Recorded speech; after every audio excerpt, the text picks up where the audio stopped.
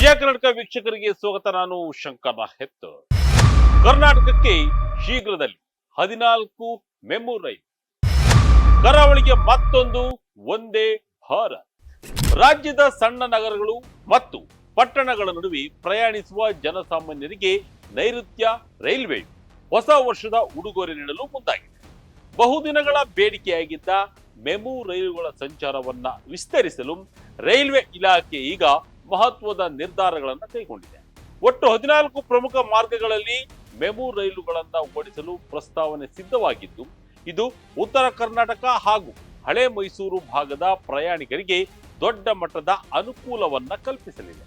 ಇದು ಕೇವಲ ರೈಲು ಸಂಚಾರವಲ್ಲ, ಸಣ್ಣ ಪುಟ್ಟ ಊರುಗಳ ಜನರ ಪಾಲಿಗೆ ಸಾರಿಗೆ ಸಂಜೀವಿನಿಯಾಗಲಿದೆ. ಇದರ ಜೊತೆ ಬೆಂಗಳೂರಿನಿಂದ ಗೋವಾಕ್ಕೆ ಹಾಸನ ಮಾರ್ಗವಾಗಿ ವಂದೇ ಭಾರತ್ ರೈಲನ್ನು ಕೂಡ ಕೇಂದ್ರ ಸಚಿವ ಎಚ್.ಡಿ. ಕುಮಾರಸ್ವಾಮಿರವರು ಕೇಂದ್ರದ ಮುಂದೆ ಬೇಡಿಕೆ ಇಟ್ಟಿದ್ದಾರೆ. ಹಾಗಾದ್ರೆ ಯಾವೆಲ್ಲ ಮಾರ್ಗಗಳಲ್ಲಿ ಮೆಮು ರೈಲು ಓಡಲಿದೆ, ಕರಾವಳಿ ಭಾಗಕ್ಕೆ ಸಿಗಲಿರುವ ಹೊಸ ರೈಲು ಯಾವುದು ಎಂಬುದನ್ನ ಈ ವಿಡಿಯೋದಲ್ಲಿ ನೋಡೋಣ ಬನ್ನಿ.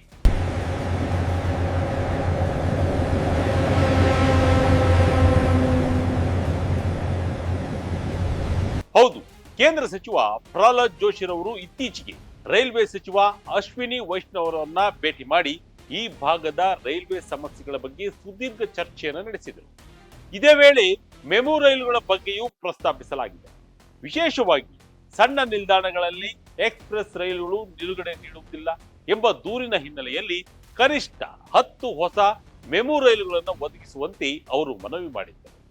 ಇದಕ್ಕೆ ಪೂರಕವಾಗಿ ಸ್ಪಂದಿಸಿರುವ ರೈಲ್ವೆ ಸಚಿವಾಲಯ ಈಗಾಗಲೇ 3 ಮೆಮು ರೈಲುಗಳನ್ನ ಮಂಜೂರು ಮಾಡಿದ್ದು, ಉಳಿದ ರೈಲುಗಳನ್ನ ಹಂತ ಹಂತವಾಗಿ ಶೀಘ್ರದಲ್ಲಿ ಒದಗಿಸುವ ಭರವಸೆ ನೀಡಿದೆ. ಇದು ಈ ಭಾಗದ ಸಾರಿಗೆ ವ್ಯವಸ್ಥೆಯಲ್ಲಿ ಹೊಸ ಕ್ರಾಂತಿಯನ್ನು ಉಂಟು ಮಾಡಲಿದೆ ಎಂದು ನಿರೀಕ್ಷಿಸಲಾಗಿದೆ. ಯಾವೆಲ್ಲ ಮಾರ್ಗದಲ್ಲಿ ಮೆಮು ರೈಲು? ಹುಬ್ಬಳ್ಳಿ ವಿಭಾಗದ 9 ಮಾರ್ಗ ಲಿಸ್ಟ್ನಲ್ಲಿ. ಇನ್ನು ಯಾವೆಲ್ಲ ಮಾರ್ಗದಲ್ಲಿ ಮೆಮು ರೈಲುಗಳನ್ನು ಓಡಿಸಲು ಪ್ರಸ್ತಾಪ ಇಡಲಾಗಿದೆ ಎಂಬುದನ್ನ ಗಮನಿಸಿದರೆ, ಹುಬ್ಬಳ್ಳಿಯಿಂದ ಗದಗ, ಹುಬ್ಬಳ್ಳಿಯಿಂದ ದಾಂಡೇಲಿ, ಹುಬ್ಬಳ್ಳಿಯಿಂದ ವಿಜಯಪುರ, ಹುಬ್ಬಳ್ಳಿಯಿಂದ ನಾಗವರ, ಹುಬ್ಬಳ್ಳಿಯಿಂದ ವಿಜಯಪುರ, ಹುಬ್ಬಳ್ಳಿಯಿಂದ ದಾವಣಗೆರೆ, ಹುಬ್ಬಳ್ಳಿಯಿಂದ ಬಳ್ಳಾರಿ, ಹೊಸಪೇಟೆಯಿಂದ ದಾವಣಗೆರೆ, ಬಾಗಲಕೋಟೆಯಿಂದ ಲೋಕಪುರ, ಹುಬ್ಬಳ್ಳಿಯಿಂದ ಸಿಂಧನೂರು, ಬೆಂಗಳೂರಿನಿಂದ ಚಾಮರಾಜನಗರ, ಹುಬ್ಬಳ್ಳಿಯಿಂದ ಚಿತ್ರದುರ್ಗ, ಬಳ್ಳಾರಿಯಿಂದ ದೊಡ್ಡಹಳ್ಳಿ, ಬೀರೂರಿನಿಂದ ತಾಳೆಗುಪ್ಪ, ಬೆಳಗಾವಿಯಿಂದ ಮೀರಜ್, ವಿಜಯಪುರದಿಂದ ಸೊಲ್ಲಾಪುರ ಮಾರ್ಗವಾಗಿ ಮೆಮು ರೈಲುಗಳನ್ನ ಓಡಿಸಲು ಪ್ರಸ್ತಾಪ ಇಡಲಾಗಿದೆ. ಪ್ರಾಸ್ತಾವಿಕ 14 ಮಾರ್ಗಗಳಲ್ಲಿ 9 ಮಾರ್ಗಗಳು ಹುಬ್ಬಳ್ಳಿ ರೈಲ್ವೆ ವಿಭಾಗಕ್ಕೆ ಸೇರಿದರೆ, ಉಳಿದ 5 ಮಾರ್ಗಗಳು ಬೆಂಗಳೂರಿನ ವಿಭಾಗಕ್ಕೆ ಸೇರಿವೆ. ಇದರಿಂದ ಈ ಭಾಗದ ಜಿಲ್ಲೆಗಳ ನಡುವೆ ಸಂಪರ್ಕ ಕೊಂಡಿ ಮತ್ತಷ್ಟು ಬಲವಾಗಲಿದೆ. ಮೆಮು ಡೆಮು ಹೆಸರು ಬದಲಾವಣೆ ಸಣ್ಣ ಪಟ್ಟಣದ ಜನರಿಗೆ ಭಾರಿ ಅನುಕೂಲ. ಇನ್ನು ಮೆಮು ಮತ್ತು ಡೆಮು ಹೆಸರು ಬದಲಾವಣೆಗೂ ರೈಲ್ವೆ ಇಲಾಖೆ ಮುಂದಾಗಿದೆ. ಇವುಗಳನ್ನ ಜನಸಾಮಾನ್ಯರ ಸಾರಿಗೆಯಾಗಿ ಮಾರ್ಪಾಡು ಮಾಡಲಾಗ್ತಾ ಇದೆ. ಇಲ್ಲಿಯವರೆಗೆ ಮೆಮು ಮತ್ತು ಡೆಮು ಎಂಬ ತಾಂತ್ರಿಕ ಹೆಸರುಗಳಿಂದ ಕರೆಯಲ್ಪಡುತ್ತಿದ್ದ ಈ ರೈಲುಗಳ ಹೆಸರುಗಳನ್ನ ಬದಲಾಯಿಸಲು ರೈಲ್ವೆ ಸಚಿವಾಲಯ ಚಿಂತಿಸಿದೆ. ಜನಸಾಮಾನ್ಯರಿಗೆ ಈ ಹೆಸರುಗಳು ಕಬ್ಬಿಣದ ಕಡಲೆಯಂತಿದ್ದು ಸುಲಭವಾಗಿ ಅರ್ಥವಾಗುತ್ತಿಲ್ಲ. ಈ ಹಿನ್ನೆಲೆಯಲ್ಲಿ ರೈಲ್ವೆ ಸೇವೆಯನ್ನ ಜನರಿಗೆ ಹತ್ತಿರವಾಗಿಸಲು ಇವುಗಳನ್ನ ಇನ್ನು ಮುಂದೆ ಇಂಟರ್ಸಿಟಿ ಎಕ್ಸ್ಪ್ರೆಸ್ ಎಂಬ ಹೆಸರಿನಲ್ಲಿ ಓಡಿಸಲಾಗುತ್ತದೆ. ಇದರಿಂದ ಪ್ರಯಾಣಿಕರಿಗೆ ಈ ರೈಲುಗಳ ಬಗ್ಗೆ ಹೆಚ್ಚಿನ ಸ್ಪಷ್ಟತೆ ಸಿಗಲಿದೆ. ಈ ಯೋಜನೆಯ ಅತಿದೊಡ್ಡ ಪ್ಲಸ್ ಪಾಯಿಂಟ್ ಎಂದರೆ ಸಣ್ಣ ರೈಲ್ವೆ ನಿಲ್ದಾಣಗಳಲ್ಲಿ ಸ್ಟಾಪ್ ಇರೋದು.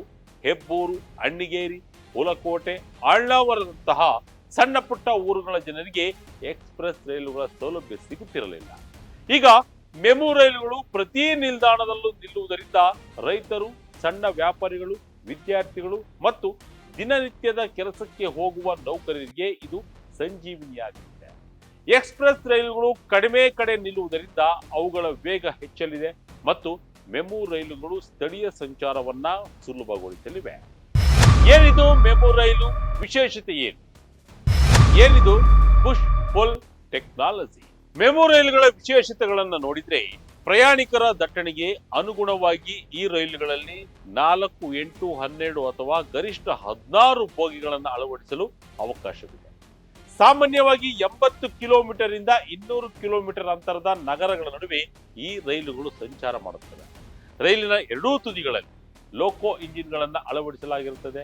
ಇದು ರೈಲನ್ನ ಹಿಂತಿರುಗಿಸುವ ಅಗತ್ಯವಿಲ್ಲದೆ ಎರಡೂ ದಿಕ್ಕಿನಲ್ಲಿ ಸುಲಭವಾಗಿ ಚಲಿಸಲು ನೆರವಾಗುತ್ತದೆ. ಅಂದ್ರೆ ಪುಷ್ ಪುಲ್ ಟೆಕ್ನಾಲಜಿ ಇದ್ದು ಇದರಿಂದ ಸಮಯದ ಉಳಿತಾಯವಾಗುತ್ತದೆ. ಕರಾವಳಿಗೆ ಒಂದೇ ಭಾರತ್ ಗಿಫ್ಟ್. ಎಚ್.ಡಿ. ಕುಮಾರಸ್ವಾಮಿ ಬರೆದ ಪತ್ರದಲ್ಲಿ ಏನಿದೆ? ಇನ್ನು ಕೇವಲ ಮೆಮು ರೈಲುಗಳಲ್ಲದೆ ಈಗ ಕರಾವಳಿ ಭಾಗದ ಜನರಿಗೂ ಒಂದು ಗುಡ್ ನ್ಯೂಸ್ ಇದೆ. ಕೇಂದ್ರ ಸಚಿವ ಎಚ್.ಡಿ. ಕುಮಾರಸ್ವಾಮಿ ರವರು ಬೆಂಗಳೂರು, ಮಂಗಳೂರು, ಕಾರವಾರ, ಮಡಗಾಂವ್, ಗೋವಾ ಮಾರ್ಗದಲ್ಲಿ ಒಂದೇ ಭಾರತ್ ಎಕ್ಸ್ಪ್ರೆಸ್ ಸೇವೆಯನ್ನ ಪ್ರಾರಂಭಿಸುವಂತೆ ಕೇಂದ್ರ ರೈಲ್ವೆ ಸಚಿವ ಅಶ್ವಿನಿ ವೈಷ್ಣವ್ ಅವರಿಗೆ ಪತ್ರ ಬರೆದು ಒತ್ತಾಯಿಸಿದ್ದಾರೆ. ಕರ್ನಾಟಕದ ಕರಾವಳಿ ಜಿಲ್ಲೆಗಳು ಮತ್ತು ಗೋವಾ ನಡುವೆ ಹಾಸನದ ಮೂಲಕ ವೇಗದ ರೈಲು ಸಂಪರ್ಕ ಕಲ್ಪಿಸಬೇಕೆಂಬ ದೀರ್ಘಕಾಲದ ಬೇಡಿಕೆಯನ್ನ ಈಗ ಪ್ರಸ್ತಾವನೆ ಒಳಗೊಂಡಿದೆ. ಬೆಂಗಳೂರನ್ನ ಕರಾವಳಿ ಕರ್ನಾಟಕ ಮತ್ತು ಗೋವಾಕ್ಕೆ ಸಂಪರ್ಕಿಸುವ ಹೈ ಸ್ಪೀಡ್ ರೈಲು ಸೇವೆಗಳ ಅಗತ್ಯವನ್ನ ಎಚ್.ಡಿ. ಕುಮಾರಸ್ವಾಮಿ ರವರು ತಮ್ಮ ಪತ್ರದಲ್ಲಿ ಒತ್ತಿ ಹೇಳಿದ್ದಾರೆ. ಅದಲ್ಲದೆ ತಮ್ಮ ಪತ್ರದಲ್ಲಿ ಒಂದು ಪ್ರಮುಖ ತಾಂತ್ರಿಕ ಅಂಶವನ್ನ ಉಲ್ಲೇಖಿಸಿದ್ದಾರೆ. ಈ ಮಾರ್ಗದ ಘಾಟ್ ವಿಭಾಗದ ವಿದ್ಯುದೀಕರಣವು ಈಗಾಗಲೇ ಪೂರ್ಣಗೊಂಡಿದೆ. ಆದ್ದರಿಂದ ಸೆಮಿ ಹೈ ಸ್ಪೀಡ್ ರೈಲನ್ನ ಪ್ರಾರಂಭಿಸಲು ಯಾವುದೇ ತಾಂತ್ರಿಕ ಅಡೆತಡೆಗಳಿಲ್ಲ. ಈ ಕಾರಿಡಾರ್ನಲ್ಲಿ ಒಂದೇ ಭಾರತ್ ಎಕ್ಸ್ಪ್ರೆಸ್ ಓಡಿಸಲು ಯಾವುದೇ ಕಾರ್ಯಾಚರಣೆಯ ಅಡಚಣೆ ಇಲ್ಲ ಮತ್ತು ಸೇವೆಯು ಪ್ರಯಾಣದ ಸಮಯವನ್ನ ಗಮನಾರ್ಹವಾಗಿ ಕಡಿಮೆ ಮಾಡುತ್ತದೆ ಎಂದು ಅವರು ಹೇಳಿದ್ದಾರೆ. ಪ್ರವಾಸೋದ್ಯಮ, ವ್ಯಾಪಾರ ಮತ್ತು ದೈನಂದಿನ ಪ್ರಯಾಣಿಕರ ದಟ್ಟಣೆಯನ್ನ ಪರಿಗಣಿಸಿದರೆ ಈ ರೈಲು ಈ ಭಾಗದ ಆರ್ಥಿಕತೆಗೆ ದೊಡ್ಡ ಬೂಸ್ಟ್ ನೀಡಲಿದೆ. ಕರಾವಳಿ ಬೆಲ್ಟ್ ಮತ್ತು ಗೋವಾ ನಡುವೆ ಸುಧಾರಿತ ರೈಲು ಸಂಪರ್ಕದ ಬೇಡಿಕೆ ಹಲವಾರು ವರ್ಷಗಳಿಂದ ಅಸ್ತಿತ್ವದಲ್ಲಿದೆ. ಘಾಟ್ ಪ್ರದೇಶದಲ್ಲಿ ವಿದ್ಯುದೀಕರಣ ಪೂರ್ಣಗೊಂಡ ನಂತರ ವೇಗದ ರೈಲುಗಳ ಸಂಭವನೀಯತೆ ಹೆಚ್ಚಾಗಲಿದೆ. ಒಂದೇ ಭಾರತ್ನಂತಹ ಆಧುನಿಕ ರೈಲುಗಳ ಕಡಿಮೆ ಸಮಯದಲ್ಲಿ ಗಮ್ಯಸ್ಥಾನ ತಲುಪುವುದಲ್ಲದೆ ಪ್ರಯಾಣಿಕರಿಗೆ ವಿಮಾನದಂತಹ ಸೌಲಭ್ಯಗಳನ್ನು ಒದಗಿಸುತ್ತದೆ. ರೈಲ್ವೆ ಸಚಿವಾಲಯವು ಈ ಮನವಿಗೆ ಪೂರಕವಾಗಿ ಸ್ಪಂದಿಸಿದರೆ ಕರ್ನಾಟಕದ ಸಾರಿಗೆ ಇತಿಹಾಸದಲ್ಲಿ ಹೊಸ ಅಧ್ಯಾಯ ಆರಂಭವಾಗಲಿದೆ.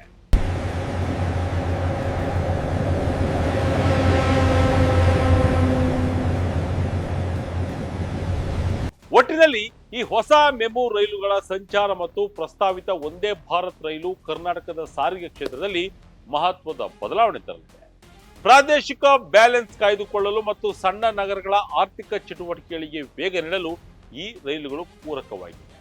ಶೀಘ್ರದಲ್ಲಿ ಈ ಎಲ್ಲ 14 ಮಾರ್ಗಗಳಲ್ಲಿ ಮೆಮು ರೈಲುಗಳು ಹಳಿಯೇರುವುದನ್ನ ಹಾಗೂ ಕರಾವಳಿಗೆ ಒಂದೇ ಭಾರತ್ ಬರುವುದನ್ನ ಜನರು ಕಾತುರದಿಂದ ಕಾಯ್ತಿದ್ದಾರೆ. ನೋಡೋಣ ಏನಾಗುತ್ತೆ ಅಂತ. Website, YouTube page, Facebook page follow ಮಾಡ್ತಾ ಇರಿ. ಧನ್ಯವಾದ.